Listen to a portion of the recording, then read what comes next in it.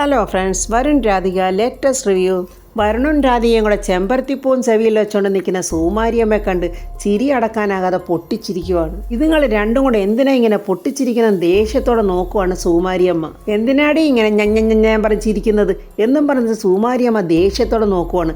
അത് കണ്ടിട്ട് വീണ്ടും പൊട്ടിച്ചിരിക്കുവാണ് വരുണും രാധികയും. സംശയത്തോടെ സുകുമാരിയമ്മ ഇങ്ങനെ തലയിലും ചെവിയിലും ഒക്കെ തൊട്ട് നോക്കുമ്പോൾ ചെമ്പരത്തിപ്പൂ പെട്ടെന്ന് കയ്യിൽ കിട്ടുന്നുണ്ട്. അങ്ങനെ ചെമ്പരത്തിപ്പൂവും കയ്യിൽ പിടിച്ചുകൊണ്ട് നിൽക്കുന്ന സുകുമാരിയമ്മയെ കണ്ടുകൊണ്ട് വരുൺ പറയുക, ഒരു കാര്യമില്ലാതെ ആളുകളെ ഇങ്ങനെ ദ്രോഹിച്ചാലേ അവസാനം ഇതായിരിക്കും അവസ്ഥ. എന്തായാലും ഇതുകൊണ്ടൊരു ഗുണമുണ്ട്, വട്ടാന്ന് ഇനി ആരോടും പറയണ്ട. വരുൺ അങ്ങനെ പറഞ്ഞത് കേട്ട് സുകുമാരിയമ്മയ്ക്ക് ദേഷ്യം എരച്ചു കയറുവാണ്. അപ്പോൾ രാധിക കണ്ണുകൊണ്ട് വരുണിനെ കാണിക്കുന്നു, ഒന്നും പറയല്ലേന്ന്. കയ്യിലിരുന്ന ആ ചെമ്പരത്തിപ്പൂ വരുണിൻ്റെയും രാധികയുടെ അടുത്തോട്ട് വലിച്ചെറിഞ്ഞിട്ട് ദേഷ്യത്തോടെ സുകുമാരിയമ്മ അകത്തോട്ട് പോവുകയാണ്. ആ പോക്ക് കണ്ടിട്ട് എന്തെങ്കിലും കുഴപ്പം ഉണ്ടാവുമോ എന്ന് വരുൺ ചോദിക്കുമ്പോൾ രാധിക പറയാം, എന്തായാലും നല്ലതൊന്നും ഉണ്ടാവില്ല. അല്ല ഇനി ഞാൻ പോണോ എന്നിങ്ങനെ വരുൺ രാധികയോട് ചോദിക്കുമ്പോൾ രാധിക ഒരു നാണത്തോടെ പറയുന്നു, ആ പേരും പറഞ്ഞിവിടെ നിൽക്കാന്നുള്ള ബോധ്യമൊന്നും വേണ്ട കേട്ടോ, എന്നാൽ ഞാൻ പോയേക്കാം. ഞാൻ അവിടെ ചെന്നിട്ടേ കാര്യങ്ങളൊക്കെ തിരക്കട്ടെ, ഡേറ്റ് മിക്കവാറും അടുത്ത ആഴ്ച തന്നെ ഉണ്ടായേക്കും. അരുൺ അങ്ങനെ പറയുന്നത് കേട്ട് രാധിക പറയാം, അതൊക്കെ അവരൊക്കെ അങ്ങ് തീരുമാനിച്ചോളൂ, മോൻ എന്താ പോകുന്നുണ്ടോ? വരുണിനാണെങ്കിൽ രാധികയെ വിട്ടു പോകാൻ തീരെ മനസ്സില്ല. അപ്പോൾ അത് മനസ്സിലാക്കിക്കൊണ്ട് രാധിക വരുണിനെ ഇങ്ങനെ ഉന്തിത്തള്ളി വിടുവാണ്. അങ്ങനെ പരസ്പരം അങ്ങോട്ടും ഇങ്ങോട്ടും ഒക്കെ ടാറ്റ കാണിച്ച് വരുൺ അങ്ങ് പോവുകയാണ്. രാധിക വളരെ സന്തോഷത്തോടെ ഇങ്ങനെ പലതും ഇങ്ങനെ ആലോചിച്ചുകൊണ്ട് ഇങ്ങനെ നിൽക്കുവാണ്. ദേഷ്യത്തോടെ സുകുമാരിയമ്മ അടുക്കളയിലൊക്കെ ഇങ്ങനെ ചുറ്റും നോക്കുമ്പോൾ അവിടെ കാണുന്നത് വെട്ടുകത്തിയാണ്. ആ വെട്ടുകത്തി കയ്യിലെടുത്തുകൊണ്ട് സുകുമാരിയമ്മ ദേഷ്യത്തോടെ പ്രിയങ്കയുടെ ഫോട്ടോയുടെ അടുത്ത് പോയി ചെന്നിട്ട് പറയുക, എൻ്റെ മോളെ ഇല്ലാതാക്കിയവരോട് ആരൊക്കെ ക്ഷമിച്ചാലും ഈ മുത്തശ്ശിക്ക് ക്ഷമിക്കാനാവില്ല. ഈ മുത്തശ്ശിക്കറിയാം അവളുടെ മരണം എൻ്റെ മോൾ ആഗ്രഹിക്കുന്നുണ്ടെന്ന്. അവളെ ഇന്ന് എൻ്റെ മോക്ക് വേണ്ടി ഈ മുത്തശ്ശി ഇന്ന് തീർക്കാൻ പോവുക. അങ്ങനെ പ്രിയങ്കയുടെ ഫോട്ടോ അവിടെ വെച്ചിട്ട് വെട്ടുകത്തിയുമായി സുകുമാരിയമ്മ പുറത്തോട്ട് വരികയാണ്. രാധിക അവിടെ വരുൺ പറഞ്ഞ ഓരോ കാര്യങ്ങൾ ഓർക്കുവാണ്. കല്യാണത്തിന് അവരാരും സമ്മതിച്ചില്ലെന്നും അവസാനം പെണ്ണ് കാണാൻ വേണ്ടി പോവുകയാണെന്നും ഞാൻ കരയുന്നത് കണ്ടുകൊണ്ട് പെട്ടെന്ന് പൊട്ടിപ്പെണ്ണെ തനിക്ക് ഇപ്പോഴും മനസ്സിലായില്ലേ അവർ വരുന്നത് ഇങ്ങോട്ടാണ് എന്ന് പറഞ്ഞതൊക്കെ ഓർത്ത് രാധിക ഇങ്ങനെ സന്തോഷത്തോടെ ഇരിക്കുവാണ്. ദേഷ്യത്തോടെ വെട്ടുകത്തിയും കൊണ്ട് വരുന്ന സുകുമാരിയമ്മ കാണുന്നത് വരുണിനെ ഓർത്ത് പുഞ്ചിരിച്ചുകൊണ്ട് നിൽക്കുന്ന രാധികയാണ്. ആ വെട്ടുകത്തിയും കൊണ്ട് പതുക്കെ സുകുമാരിയമ്മ രാധികയുടെ പുറകിൽ വന്ന് നിന്ന് രാധികയെ തന്നെ ഇങ്ങനെ സൂക്ഷിച്ച് നോക്കി നിൽക്കുവാണ്. സുകുമാരിയമ്മ അങ്ങനെ തൻ്റെ പുറകിൽ വന്ന് നിൽക്കുന്നു വന്നോട്ട് രാധികയോട്ട് അറിയുന്നതുമില്ല. സുകുമാരിയമ്മ അവിടെ നിന്നുകൊണ്ട് ആലോചിക്കുക, പ്രിയങ്കയ്ക്ക് വേണ്ടി തന്ത്രി കർമ്മങ്ങൾ ചെയ്തതൊക്കെ.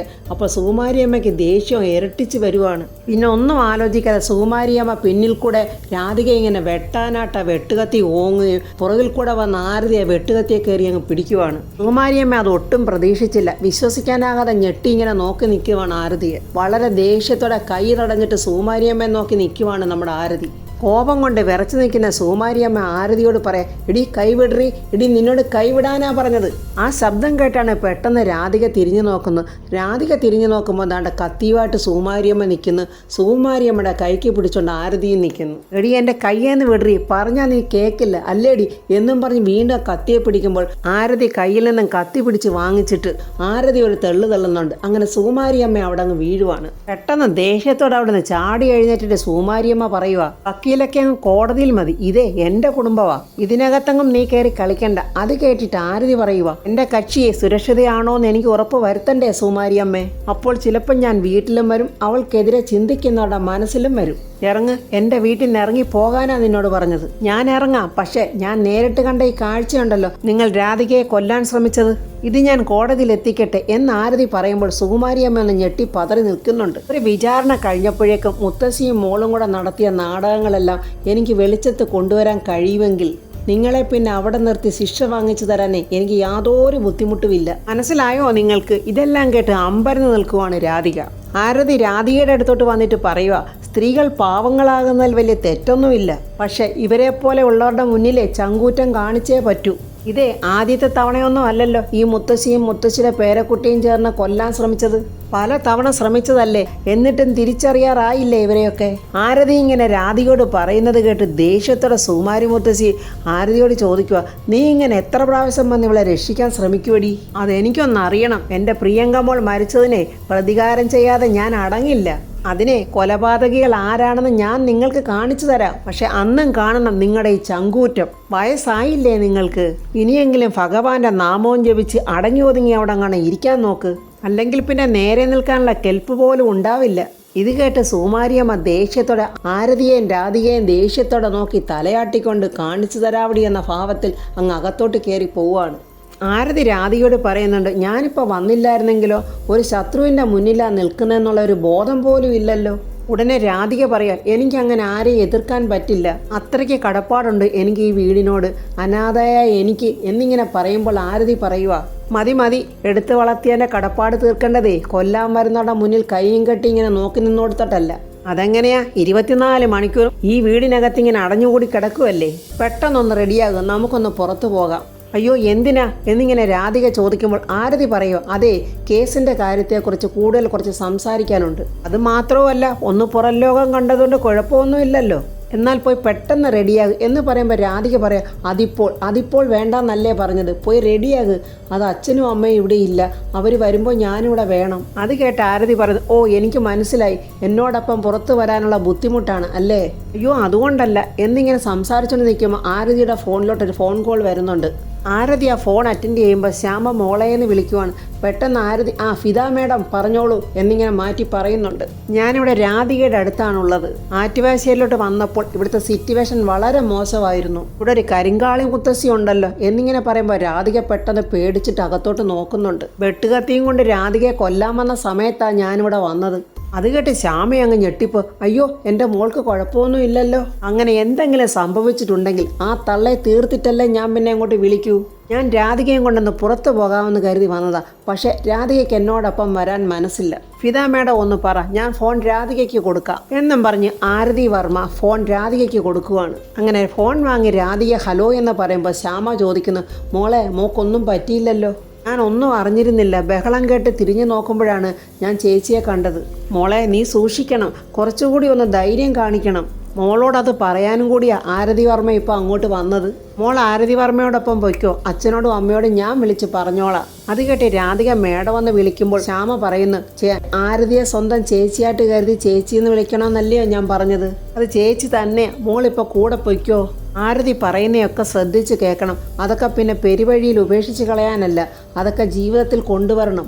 ഒന്നുമില്ലായികയിൽ നിന്നും വളർന്നു വന്നവളാണ് ആരതി. ഇടിച്ചു നിൽക്കാൻ വേണ്ടി അവൾ ഒരുപാട് ബുദ്ധിമുട്ടിയിട്ടുമുണ്ട്. മോൾക്ക് കണ്ടുപഠിക്കാൻ ഒരുപാടുണ്ട് ആരതിയിൽ നിന്നും. എന്നാൽ ഞാൻ കൂടെ പൊയ്ക്കോളാം എന്നിങ്ങനെ രാധിക ശ്യാമയോട് പറയുന്നുണ്ട്. എന്നിട്ട് ഫോൺ ആരതിയുടെ കയ്യിൽ കൊടുക്കുമ്പോൾ, ഞാൻ കക്ഷിയെ ഒന്ന് പുറത്ത് കൊണ്ടുപോയിട്ട് വരട്ടെ, എന്നിട്ട് ബാക്കി കാര്യങ്ങളൊക്കെ ഞാൻ പിന്നീട് വിളിച്ച് പറയാം എന്ന് ശ്യാമയോട് പറഞ്ഞു അങ്ങനെ ഫോൺ കട്ട് ചെയ്യുവാണ്. എന്നാൽ പോയി പെട്ടെന്ന് ഒരുങ്ങി വാ എന്നിങ്ങനെ ആരതി പറയുമ്പോൾ, എനിക്ക് പ്രത്യേകിച്ചൊന്നും ഒരുങ്ങാനില്ല എന്ന് രാധിക പറയുവാണ്. എന്നാലും അല്പമെങ്കിലും ഒന്ന് റെഡിയാകുക എന്ന് പറയുമ്പോൾ രാധിക ആരതിയും കൂട്ടി അകത്തോട്ട് പോവുകയാണ്. വളരെ ദേഷ്യത്തോടു കൂടി തന്നെ സുകുമാരിയമ്മ അവരുടെ മുന്നിലോട്ട് വന്ന് പറയുന്നു, നിന്റെ തന്നിഷ്ടത്തിനെ ഇവിടെ നിന്ന് ഇറങ്ങിപ്പോയാൽ പിന്നെ തിരിച്ചിങ്ങോട്ട് കയറാമെന്ന് നീ വിചാരിക്കണ്ട. അത് കേട്ട് ആരതി പറയാ, സാധാരണ ഞാൻ ജീവിക്കുന്ന ചുറ്റുപാടിൽ നിങ്ങളെപ്പോലെയുള്ള ഒരാൾ ഇങ്ങനെയൊക്കെ ചെയ്താൽ കണ്ണും പിന്നും നോക്കാതെ ഞാൻ കാരണമടിച്ച് പോയിക്കുന്നതാണ് എൻ്റെ ശീലം. പിന്നെ നിങ്ങളുടെ കാര്യത്തിൽ ഞാനങ്ങനെ ചെയ്യാതിരുന്നത് നിങ്ങൾക്കുള്ള ശിക്ഷ നിങ്ങളുടെ പ്രിയപ്പെട്ട പേരക്കുട്ടിയുടെ തന്നെയാണ്. അതിൻ്റെ യഥാർത്ഥ കുറ്റവാളികളെ ഞാൻ നിങ്ങളുടെ മുന്നിൽ നിരത്തി നിർത്തുമ്പോൾ നിങ്ങൾ കരയും, നിങ്ങൾ വാവിട്ട് തന്നെ കരയും. മനസ്സിലായോ നിങ്ങൾക്ക് എന്ന് ആരതി വളരെ ദേഷ്യത്തോടെ തന്നെ സുകുമാരിയമ്മയെ നോക്കുവാണ്. ഒന്നും പറയാതെ പതുക്കെ അകത്തോട്ടങ്ങ് കയറിപ്പോവുകയാണ് സുകുമാരിയമ്മ.